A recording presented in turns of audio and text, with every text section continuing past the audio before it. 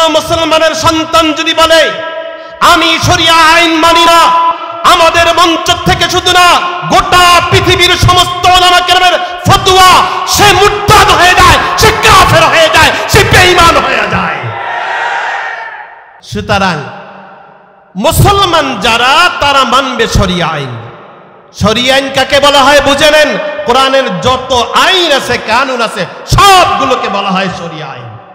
যে আমি শরিয়া আইন মানি না তার মানে কোরআন মানি না, তার মানে হাদিস মানি না, তার মানে আলেম ওলামা মানি না, বিয়া শাদী মানি না, জানাজা মানি না, ঈদের নামাজ মানি না, ইকামত মানি না, আযান মানি না, কোনো কিছু মানি না, তাহলে সে মুসলমান থাকবে? আরো জোরে বলেন, মানবে? থাকবে সে?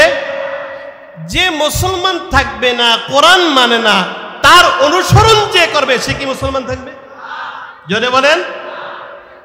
আমার আল্লাহ রাব্বুল আলামিন বলেন ফাত্তাবিহা, এই শরিয়া আইন আমি দান করছি, ফাত্তাবিহা, তার অনুসরণ করো তোমরা। কে বলছেন? আরো জোরে বলেন। ওয়ালা তাত্তাবি আহওয়াআল্লাযীনা লা ইয়ালামুন, মূর্খদের অনুসরণ করবা না, অনুসরণ করো শরিয়া আইনের অনুসরণ করো। হুকুম কার? আরো জোরে বলো কার? বেজার হইছেন আমার উপরে? কে বলছেন? বেজার হইলে আল্লাহর উপরে বেজার হইল। আর যে আল্লাহর উপর বেজার হবে তার ঈমান থাকবে? জোরে বলেন, থাকবে? আমার প্রিয় ভাইরা, সাহাবা কেরাম রাদিয়াল্লাহু তাআলা আনহুম অনুসরণ করে দেখাই দিয়েছেন কি পদ্ধতিতে কেমন অনুসরণ করতে হবে। সাহাবা আজমাইন রাদিয়াল্লাহু তাআলা আনহুম কেমন অনুসরণ করতেন? আল্লাহ নবী সাল্লাল্লাহু আলাইহি সাল্লাম খুতবা দিতেছেন, বয়ান করতেছেন মসজিদে নববীতে। স্টেজে যেমন বক্তা বয়ান করতে সময় আশেপাশে মানুষ দাঁড়ায় থাকে। মাহফিলের আদব হলো বসে পড়া, কারো ডিউটি থাকে ভিন্ন জিনিস। জড়ো হয়ে দাঁড়া থাকান, হয়তো তোমার মনে যদি চায় তাহলে চুপ করে বইসা আদবের সাথে শোনো, আর যদি তোমার মনে না চায় তাহলে তুমি আস্তে করে চলে যাও। আল্লাহর নবী সাল্লাল্লাহু আলাইহি ওয়াসাল্লাম মসজিদে নববীতে বয়ান করতেছেন। দেখেন মসজিদের আশেপাশে কিছু ভিড় জমে গেছে, কিছু লোক দাঁড়ায় আছে। রাহমাতুল লিল আলামিন বললেন, যারা দাঁড়ায় আছো আল্লাযীনা ইউকিমুনা ফাজলিসু, যারা নাকি দাঁড়ায় আছো তারা বসে পড়ো। রাহমাতুল লিল আলামিন বললেন বসে পড়ো।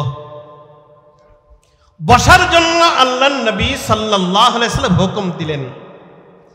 একজন সাহাবী মসজিদে নববীর দরজার ভিতরে এক পা, বাহিরে এক পা, কাঠের দরজার ভিতরে এক পা, বাহিরে এক পা।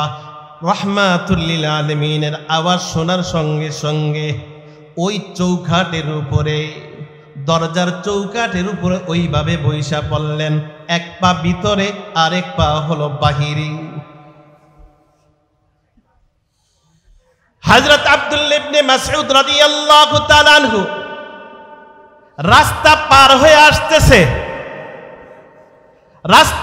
হয়ে আসতেছে, মসজিদে নববীর ভিতরে ঢুকবেন, রাহমাতুল লিল আলামিনের বয়ান শুনবেন। রাস্তার মাঝখানে আসছে, ঠিক এই সময় তার কানে আওয়াজ গেছে। আল্লাহর নবী সাল্লাল্লাহু আলাইহি ওয়াসাল্লাম বলেন, তোমরা যারা দাঁড়ায় আছো বসে পড়ো। আব্দুল্লাহ ইবনে মাসউদ রাদিয়াল্লাহু তাআলা আনহু রাস্তার মাঝখানে বসে পড়লেন। বলেন সুবহানাল্লাহ। রাহমাতুল লিল আলামিনের বয়ান শেষ। আল্লাহর নবী সাল্লাল্লাহু আলাইহি ওয়াসাল্লাম বয়ান শেষ করলেন, সবাই যার যার মতে চলে গেলেন। দেখলেন একজন সাহাবী দরজার সামনে বসা। আল্লাহর নবী বললেন, ব্যাপারটা কি তোমার এই অবস্থাকে? এক পা বাহিরে আর এক পা ভিতরে। বলছে, ইয়া রাসূলুল্লাহ, আপনি যখন হুকুম দিয়েছেন যারা দাঁড়িয়ে আছো বসে পড়ো, আমি ভিতরে এক পা দিছি, বাহিরে এক পা ছিল, আপনার আওয়াজ শোনার সঙ্গে সঙ্গে দ্বিতীয় কদম উঠানের আর আমি সাহস পাই নাই। রহমাতুল্লাহ আলামিন একটু অগ্রসর হলেন, যায় দেখেন রাস্তার মাঝখানে আব্দুল্লাহ ইবনে মাসউদ রাদিয়াল্লাহু তাআলা আনহু বসা। আল্লাহর নবী ডাক দিয়ে বলেন, আব্দুল্লাহ ইবনে মাসউদ রে, ব্যাপারটা কি রাস্তার মাঝখানে বইসা রইছো?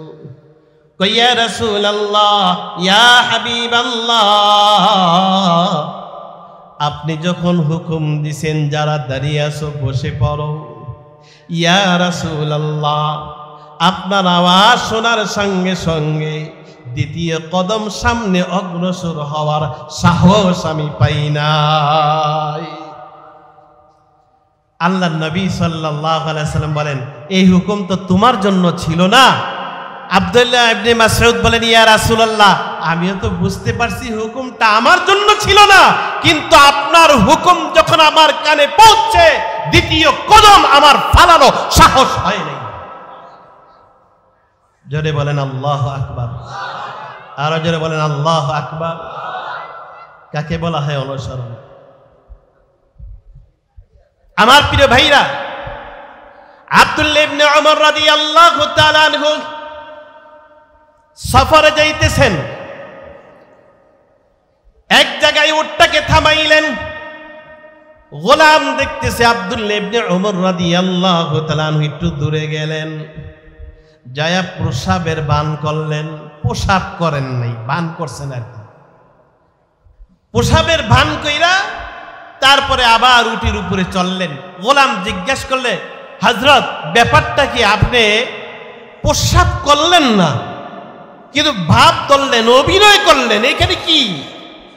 আব্দুল্লাহ ইবনে ওমর ডাক দিয়া বলে, দেখো, আমি রাসূলের সঙ্গে সফর করেছিলাম, আল্লাহর নবীকে এই জায়গায় দেখেছিলাম, হযরত জরুরত এখানে সারছেন, আমার যেহেতু জরুরত হয় নাই, নবীর একটা সুন্নত, নবী যেই পদ্ধতি করেছেন তার অভিনয়টা অন্তত পক্ষে আমি আদায় করি, নবীর সুন্নত হিসাবে আমি পালন করলাম। বলে আল্লাহু আকবার। শুধু তাই না,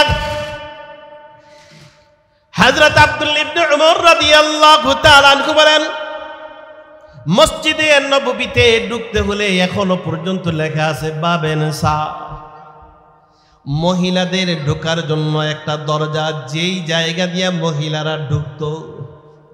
আল্লাহর নবী সাল্লাল্লাহু আলাইহি সাল্লাম বলেন, সাহাবীরা, যেই দরজা দিয়া মহিলারা ঢুকে, এই দরজা দিয়া পুরুষরা না ঢুকলেই ভালো হইতো, না ঢুকাটাই ভালো।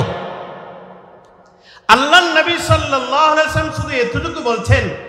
আব্দুল্লাহ ইবনে ওমর রাদিয়াল্লাহু তাআলা আনহু বলেন, যেই দিন আল্লাহর নবীর এই কথা আমি শুনছি, আমার গোটা জিন্দেগি পার হয়ে গেছে ওই বাবে নেশা, ওই দরজা দিয়ে আমি আর কোনোদিন ঢুকি নাই।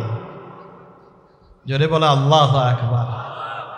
কাকে বলা হয় অনুসরণ? রাসূলের অনুসরণ কাকে বলা হয়?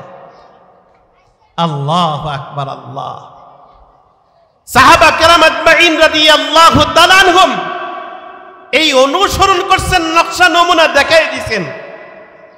এই জন্য তো আমার আল্লাহ তাআলা বলেন যে, সুম্মা জাআলনাকা আলা শারিআতিন মিনাল আমরি ফাত্তাবি'হা। যে মুসলমান, যার ধর্ম নাকি ইসলাম, তাকে আমি আল্লাহ তাআলা শরিয়া আইন দান করেছি, সুতরাং এই শরিয়া আইনের অনুসরণ করো। সুতরাং কোন মুসলমানের সন্তান যদি বলে আমি শরিয়া আইন মানি না, আমাদের মঞ্চ থেকে শুধু না, গোটা পৃথিবীর সমস্ত উলামা কেরামের ফতোয়া, সে মুরতাদ হয়ে যায়, সে কাফের হয়ে যায়, সে বেঈমান হয়ে যায়। আমার প্রিয় ভাইরা, সুতরাং মুসলমান যারা, তারা মানবে শরিয়া আইন। শরিয়া আইন কাকে বলা হয় বুঝে নেন। কোরআনের যত আইন আছে, কানুন আছে, সবগুলোকে বলা হয় শরিয়া আইন। বলেন আলহামদুলিল্লাহ। আরো জোরে বলেন। রবি ইবনে আমির রাদিয়াল্লাহু তাআলা আনহু পারস্য গেছে।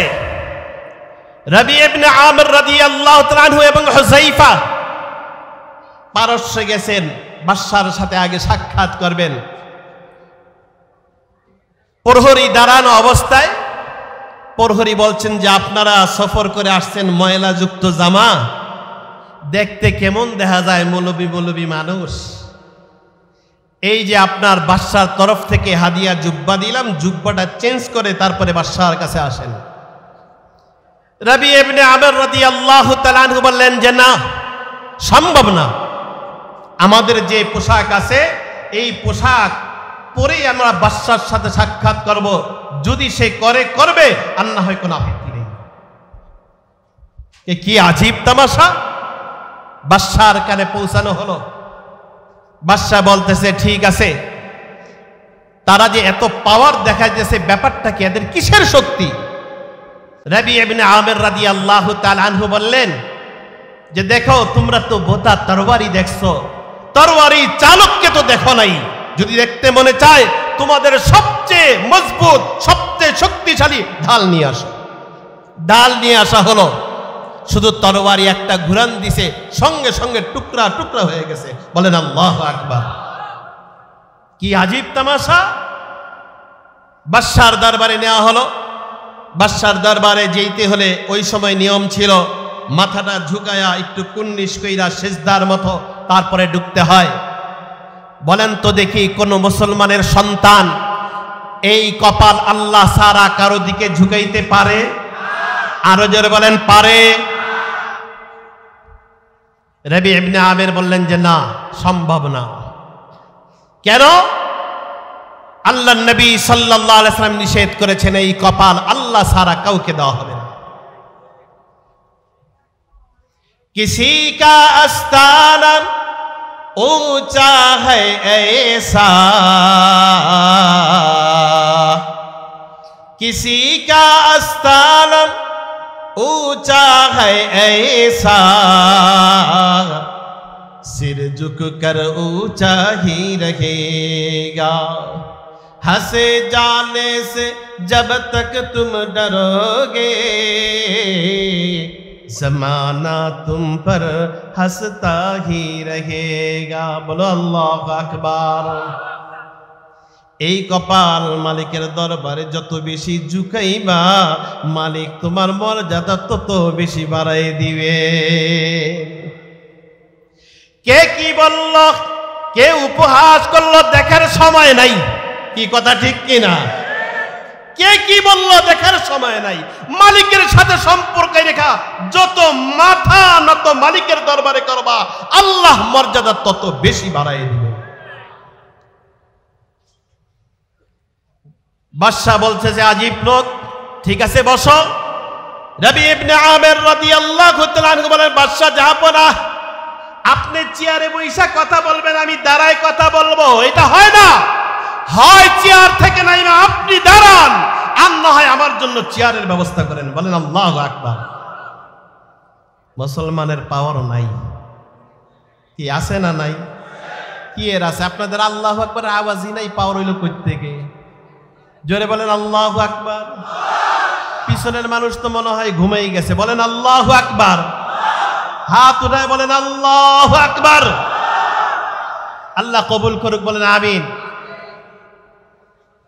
বাদশা বলতেছে তার মাথায় কিছু মাটি দিয়া দাও, টুকরি বইরা মাটি দিয়া দাও। মাইনি অপমান করার জন্য বলতেছে রবি ইবনে আমিরের মাথায় কিছু মাটি দিয়া দাও। রবি ইবনে আমির টুকরির ভিতরে মাটি কিছু নিছে, মাটি নিয়ে বলছে বাদশাহ, পারস্যের মাটি যখন তুমি দিয়া দিছো, অদূর ভবিষ্যতে এই পারস্যকে আমরা বিচারব ইনশাআল্লাহ। বিজয় করছিল কিনা? সাহাবা کرام করছিলেন কিনা? আমার প্রিয় ভাইরা, এরপরে হযরত হুযায়ফা রাদিয়াল্লাহু তাআলা এর সঙ্গে বসলেন। খাবার প্লেটে যখন বসলেন, হযরত হুযায়ফা রাদিয়াল্লাহু তাআলা আনহু খাবার খাইতেছেন।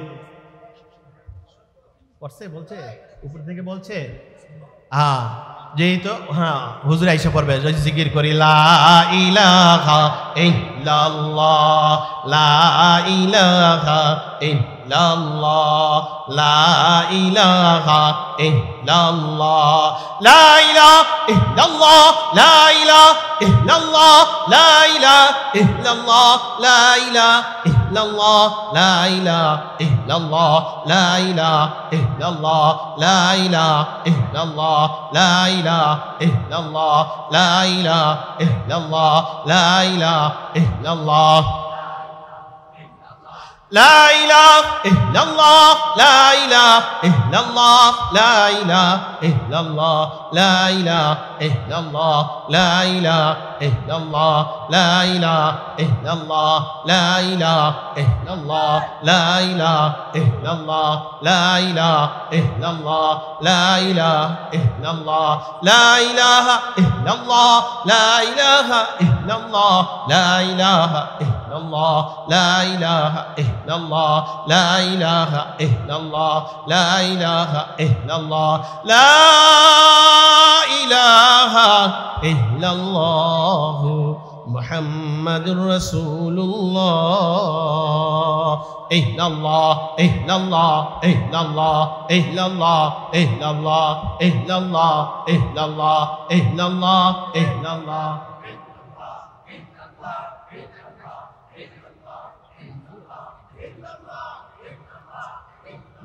إلا الله إلا الله إلا الله إلا الله